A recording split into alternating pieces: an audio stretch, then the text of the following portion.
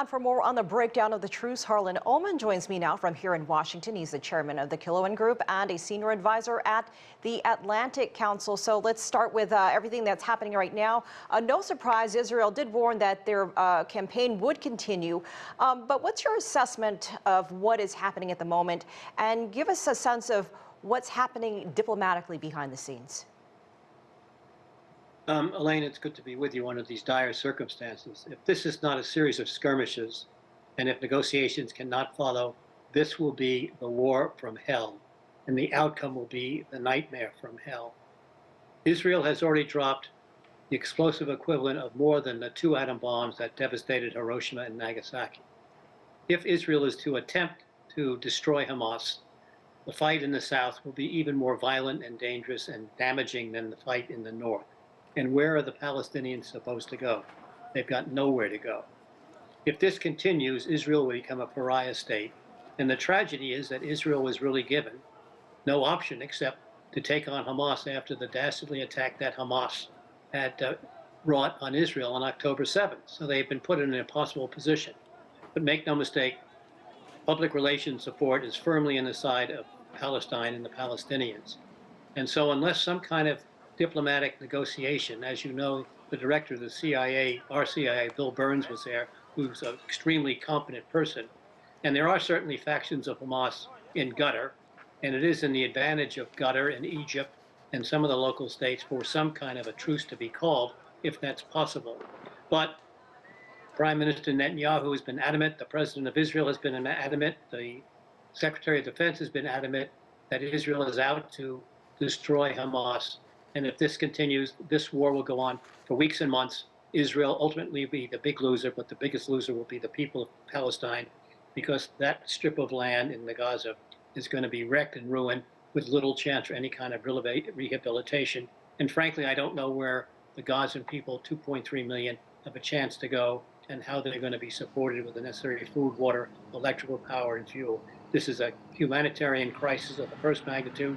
Hamas caused it, and they know what they were doing, and they want to bring wreck and ruin on Israel, and they will be able to do that simply by making Israel a pariah state, and ultimately Israel's government is going to have to come to some kind of accountability, and that's going to make domestic pressures on Israel even greater. This is a bad, bad day, and it's going to be a bad, bad series of weeks unless we can have some kind of pause and some kind of negotiation, but that does not look good right now.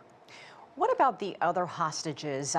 This truce was extended a couple of times. It seemed that there was a little bit of optimism in being able to maintain that. What are the chances of another temporary truce to exchange people? Could something at this point happen again? One can hope, but hope is not a strategy. I suspect that Hamas does not have control. Probably the Palestinian Jihad may have some. And so I don't think they have control of the remaining hostages, which makes it very, very difficult. But this is collateral damage. And while I don't want to give up hope, the hostages will be used as tools in this, as pawns. And I fear for the outcome of their future, because at this stage, it certainly does not look very promising. Right, and you mentioned, Harlan, the humanitarian situation. Yeah. There really wasn't enough time to get anything into southern Gaza to make a difference whatsoever. So what does happen next? Do you anticipate some of the movement going even further south? And really, where do they have to go? Now, the problem is, where do they go? Israel had ordered the Gazans in the north to move south. Now the majority of their homes are destroyed, so they can't go back home because there's no place to go.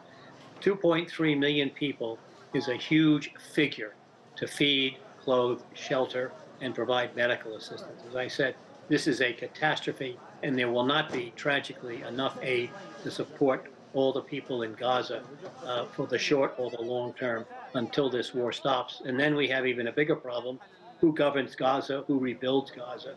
And so as bad as the situation is now, when or if and how this ends, the situation is going to be even more threatening in terms of the humanitarian interest issues when the fighting stops, if indeed it does stop. All right, Harlan Ullman with the Killowen Group and also senior advisor, the Atlantic Council. Thank you so much for your assessment. We appreciate your time.